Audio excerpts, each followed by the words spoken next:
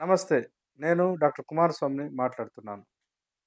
మిత్రులారా, ఈరోజు భారతదేశంలో అక్షరాన్ని అణగారిన సామాజిక వర్గాలకు ఆయుపట్టుగా మలిచినటువంటి సావిత్రిబాయి అమ్మవారి గురించి కొన్ని వివరాలు మీ ముందుకు తీసుకురాదలుచుకుంటున్నాను. మనందరికీ తెలుసు, గత 20, 30 సంవత్సరాలుగా మాత్రమే సావిత్రిబాయి పూలే గురించి, మహాత్మా జ్యోతిరావు పూలే గురించి, ఆ మాటకొస్తే మన దేశంలో ప్రత్యామ్నాయ సాంస్కృతిక ఉద్యమాలు నిర్మించిన బుద్ధుడి గురించి, వర్ధమాన మహావీరుడి గురించి, అయోధ్య దాస్ గురించి, అయ్యంగాళి గురించి, ఇలా అనేక గొప్ప మహానుభావుల గురించి గత 20, 30 సంవత్సరాలుగా సభ్య సమాజంలో కావచ్చు, విశ్వవిద్యాలయ స్థాయిలోకి వాళ్ళు రావడం జరిగింది. వారి గురించి చర్చ జరుగుతుంది.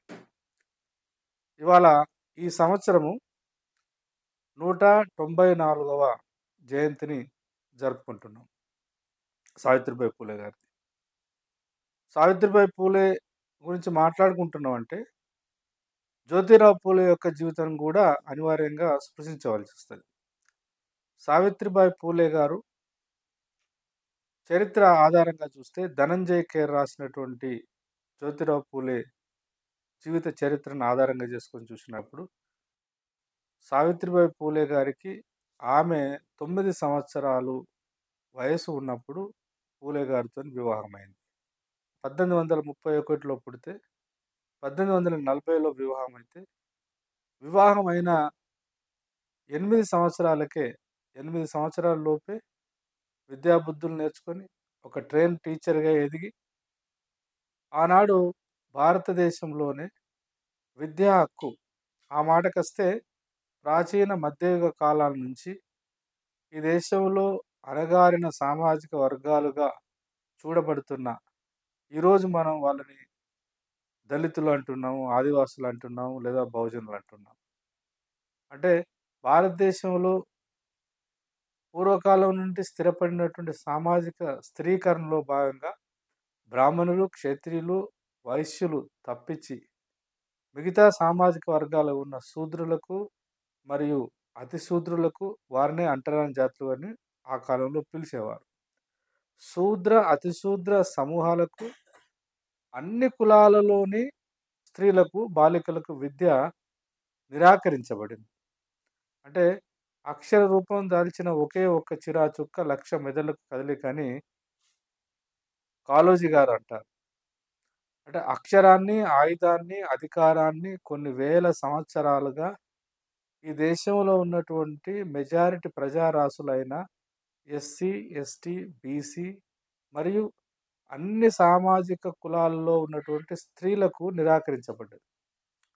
గట్ల నిరాకరించబడ్డటువంటి ప్రజారాసులకు అక్షరాన్ని అందించడం కోసం, అక్షర జ్ఞానాన్ని అందించడం కోసం, అక్షరాల ద్వారా మాత్రమే, అక్షరం ఆధారంగా నిర్మాణమైనటువంటి విద్య ద్వారా మాత్రమే సమాజంలో పురోగతి సాధ్యమని, అక్షరాలను అణగారిన వర్గాలకు అందిస్తే తప్ప విముక్తి పోరాటాలు నిర్మాణం కావని బలంగా నమ్మినటువంటి ఇరువురు సావిత్రిబాయి పూలే మరియు జ్యోతిరావు పూలే 1848 మే 15 నాడు మొట్టమొదటి స్కూల్ను వాళ్ళు ప్రారంభించడం జరిగింది.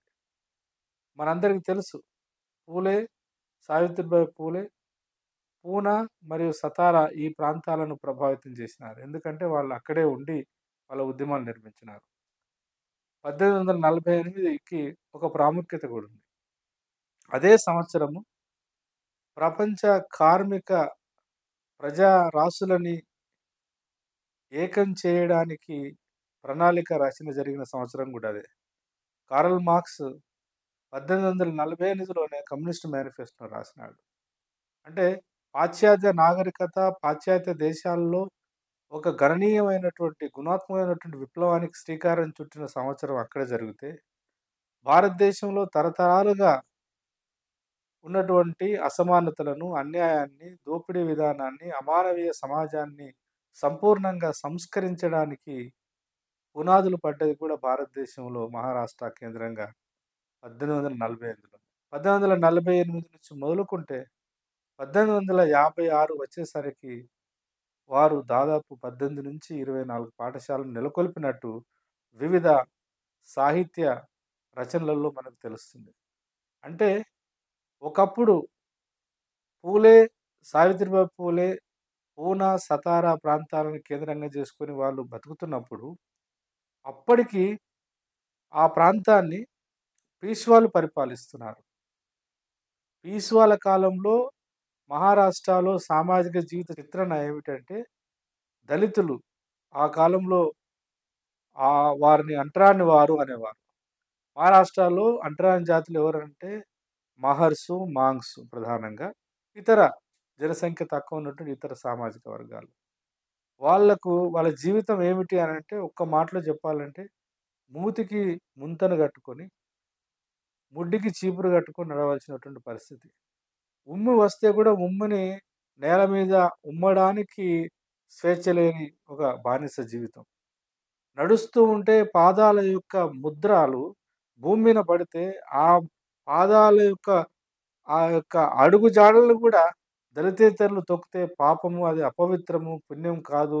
అది అంటరాని జాతులను తాకినట్టే అనేటువంటి ఒక అమానవీయమైనటువంటి మూఢ విశ్వాసాలతో జీవిస్తున్నటువంటి కాలంలో మొత్తం సమాజాన్ని సమూలంగా మానవీకరించడం కోసం, సమాజాన్ని సామాజికంగా, సాంస్కృతికంగా సంస్కరించి, ఆర్థికంగా పరిపుష్టిగా దాన్ని ఎదిగించి, రాజకీయ రంగాన్ని గూడా ప్రజాస్వామీకరించాలని కంకణబద్దులై జీవించినటువంటి పుణ్య దంపతులు సావిత్రిబాయి పూలే మరియు జ్యోతిరావు పూలే.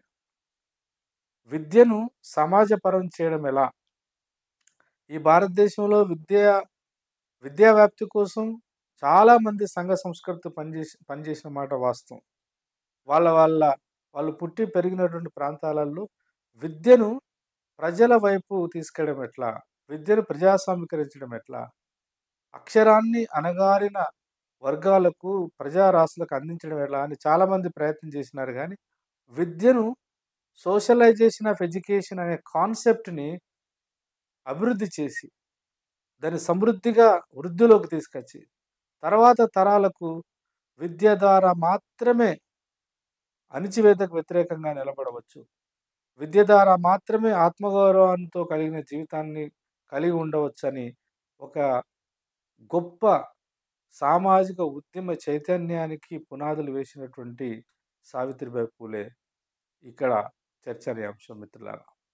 అలా ఇవాళ ఈ దేశంలో ముస్లింలు కావచ్చు, హిందువులలో ఉన్నటువంటి దళితులు కావచ్చు, ఆదివాసులు కావచ్చు, ఓబీసీలు కావచ్చు, అగ్రకులాలుగా చెప్పబడుతున్న కుటుంబాలకు లేదా సామాజిక వర్గాలకు సంబంధించినటువంటి స్త్రీ జాతి అంతా కూడా, ఆధునిక స్త్రీ జాతి అంతా కూడా ఎవరికైనా రుణపడి ఉండాలంటే తప్పకుండా సావిత్రిబాయి పూలేకే రుణపడి ఉండాలి.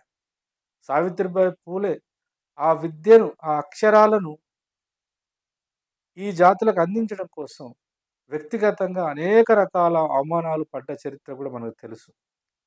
ఒక స్త్రీమూర్తి తను చదువు నేర్చుకొని ఒక ట్రైన్డ్ ఉపాధ్యాయులుగా ఎదిగి మళ్ళీ చదువు చెప్పడం కోసం ఎవరికి చదువు చెప్పడానికి ప్రయత్నం చేసింది? ఆ కాలంలో 2 రకాల విద్యా విధానాలు ఉండేది.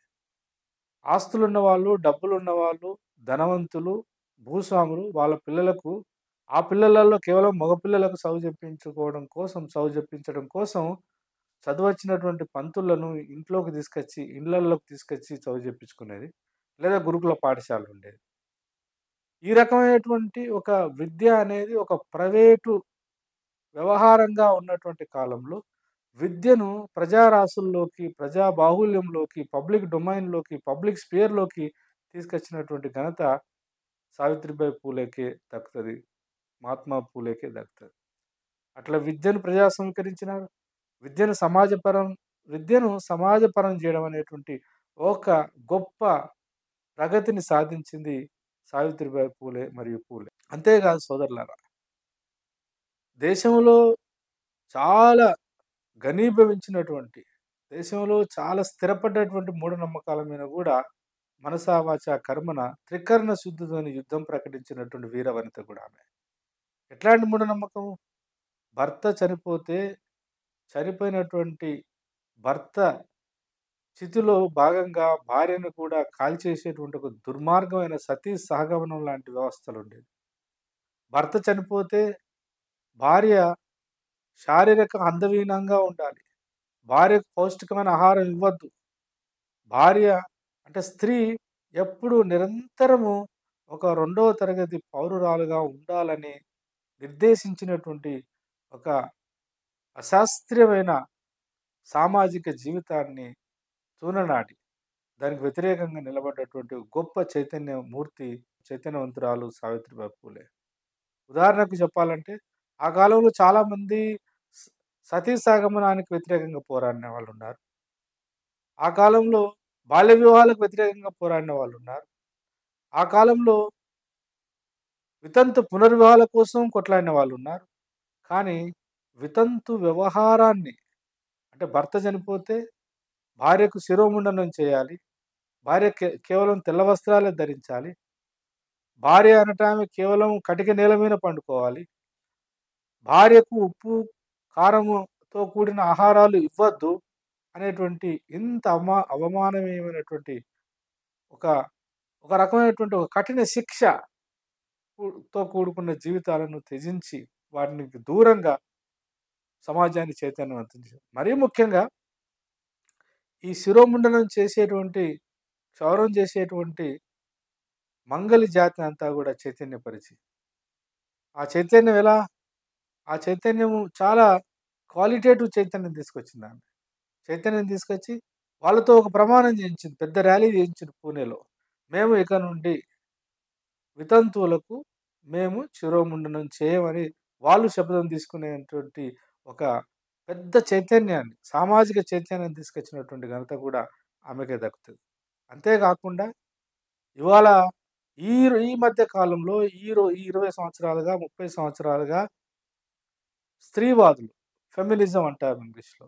ఫెమినిస్ట్ స్కాలర్సు, స్త్రీవాదులు ముఖ్యంగా భారతదేశంలో విద్యకు చాలా పూర్వకాలం నుంచి దగ్గరగా ఉన్నటువంటి ఈ సో కాల్డ్ అప్పర్ కాస్ట్ ఫెమినిస్టులు లేదా ఫెమినిజం సింపథైజర్‌గా ఉన్నటువంటి ఈ మన అప్పర్ కాస్ట్ ఫెమినిస్ట్ థింకర్సు, సింపథైజర్సు చాలా విషయాలు మాట్లాడుతున్నారు.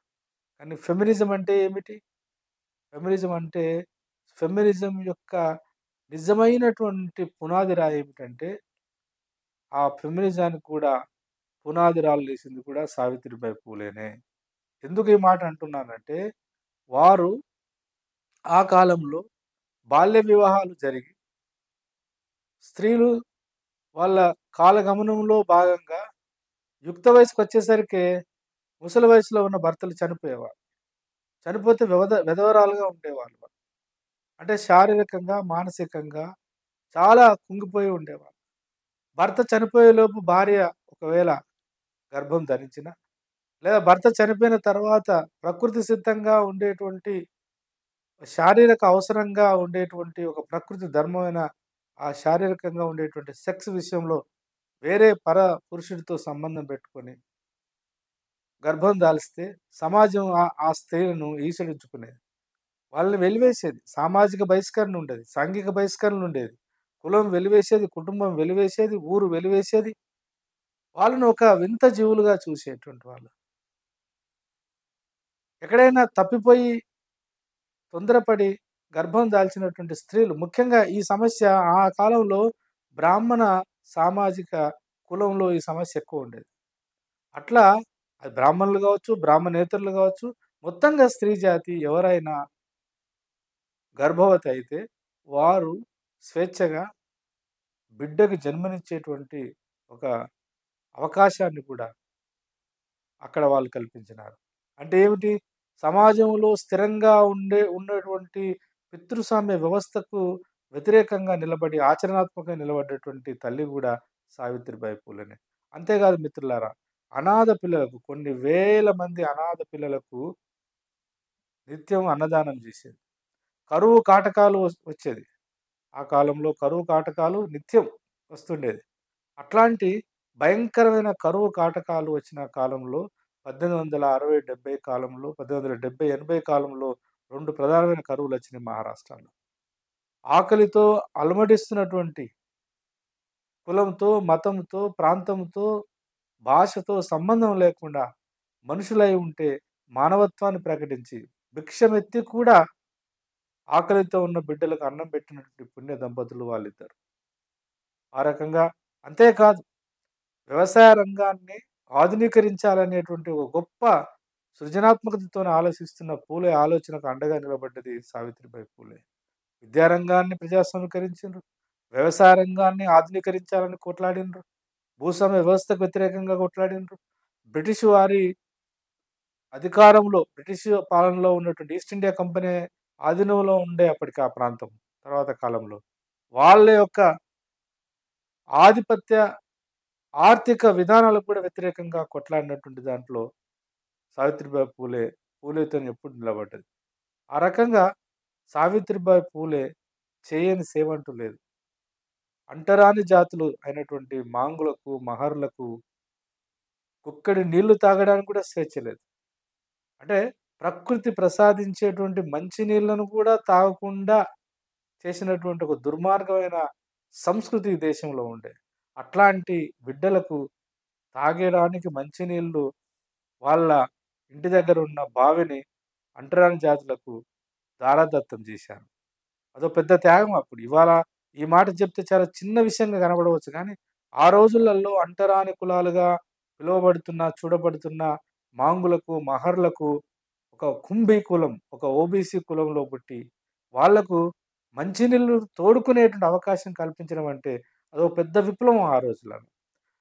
వాళ్ళకి విద్య చెప్పినందుకు, వాళ్ళకి మంచినీళ్ళు ఇచ్చినందుకు, వాళ్ళకి ఆహారం పెట్టినందుకు, వాళ్ళని చైతన్యం చేస్తున్నందుకు మొత్తం ఊరు, వాడ ఒకటై కుటుంబం నుంచే వాళ్ళని వెలివేసినారు.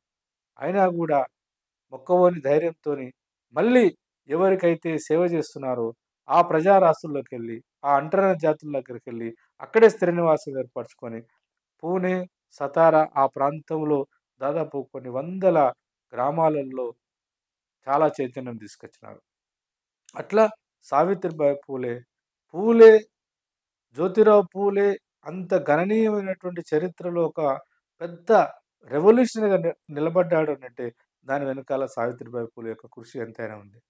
1873లో ఆయన సత్యశోధక్ సమాజ్, సత్యాన్ని శోధించడమే సంఘం యొక్క ప్రధాన లక్ష్యమే ఉండాలని ఒక నిర్ణయానికొచ్చింది. ట్రూత్ సీకింగ్ సొసైటీ అంటారు ఇంగ్లీష్‌లో.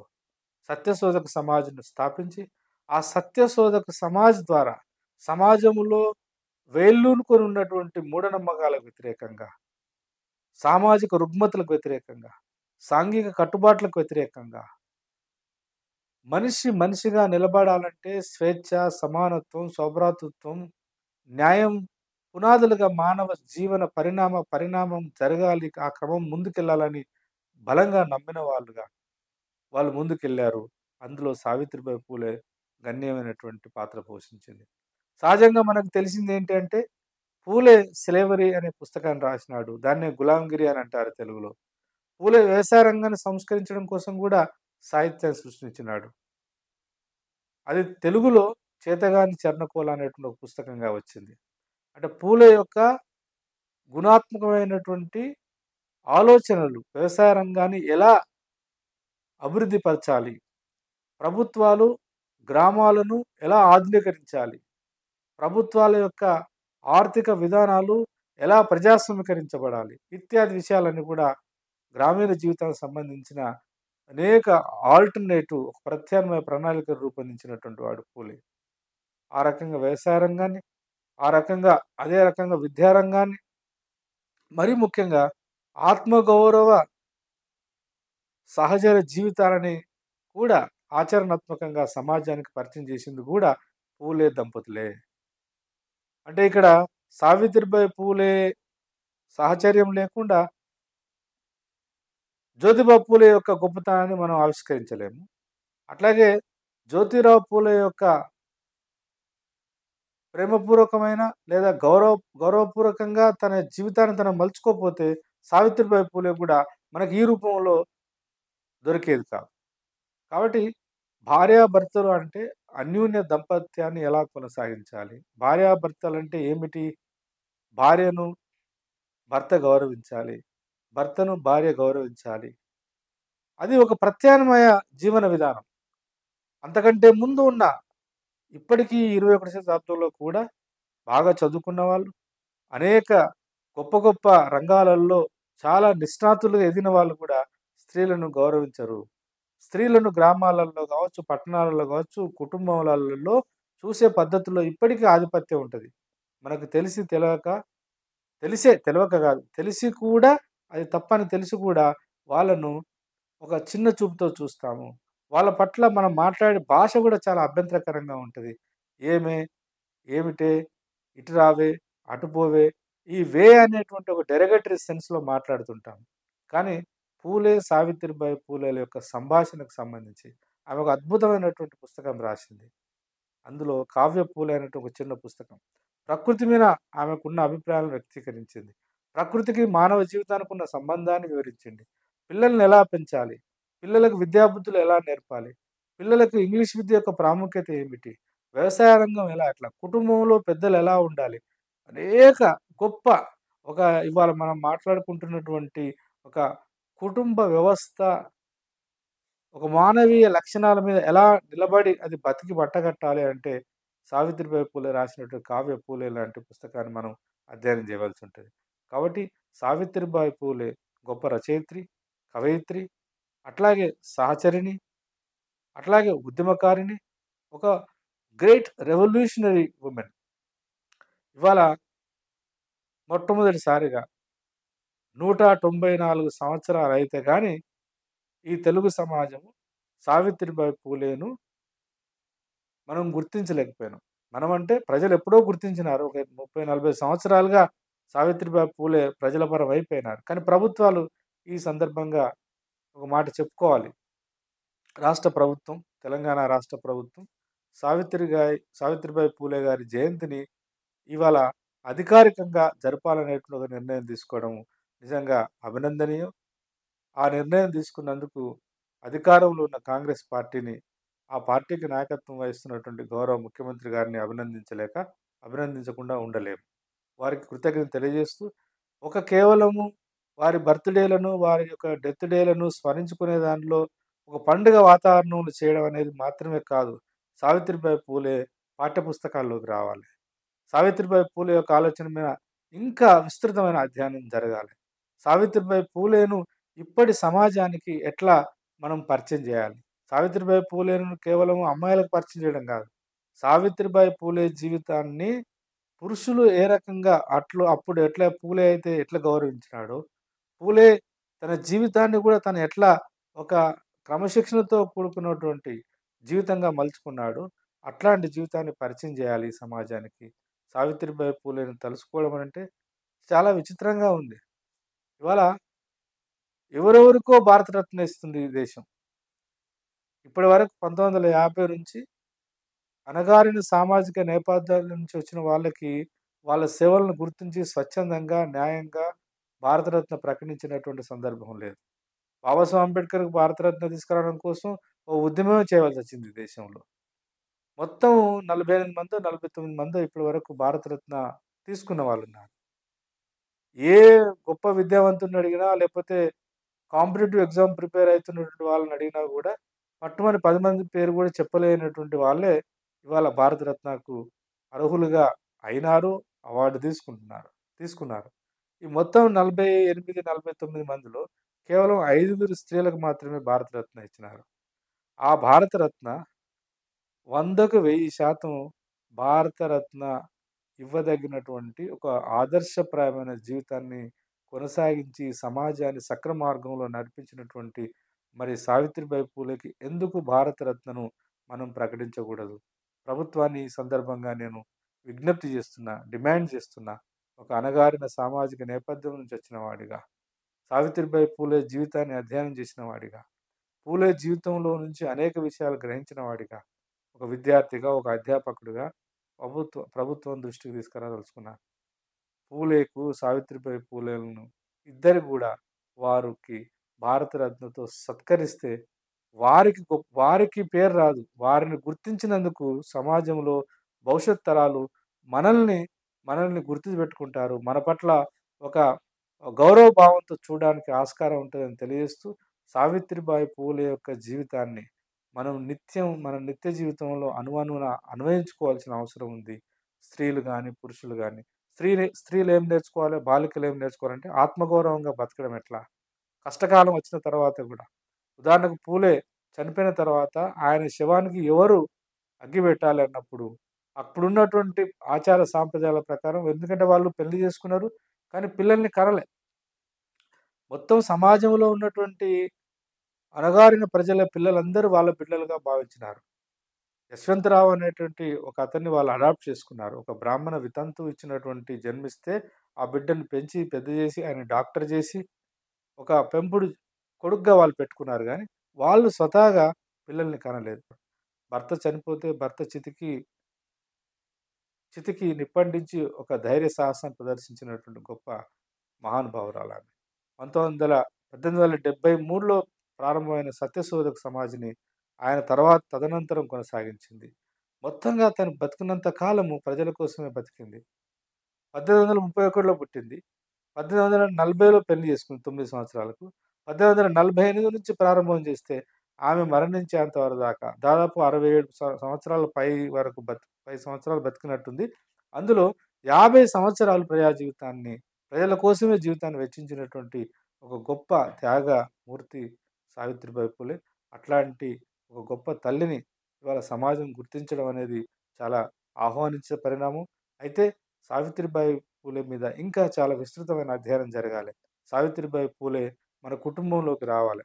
సావిత్రిబాయి పూలే గ్రామాల్లో ఉన్నటువంటి పాఠశాలలోకెళ్ళాలి. పట్టణాల్లో ఉన్నటువంటి విద్యార్థులకు రావాలి.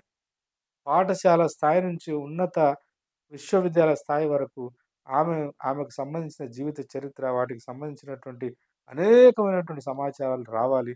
అటువైపు సమాజము, ప్రభుత్వాలు అడుగులు ఏస్తాయని ఆశిస్తూ, సావిత్రిబాయి పూలే యొక్క జన్మదిన సందర్భంగా ఈ దేశంలో ఉన్నటువంటి స్త్రీలకు, అట్లాగే దళిత బహుజన వాదులకు, ముఖ్యంగా ప్రజాస్వామిక వాదులకు, స్త్రీవాదాన్ని సమర్థిస్తున్న వాళ్ళందరికీ కూడా శుభాకాంక్షలు తెలియజేస్తూ సెలవు.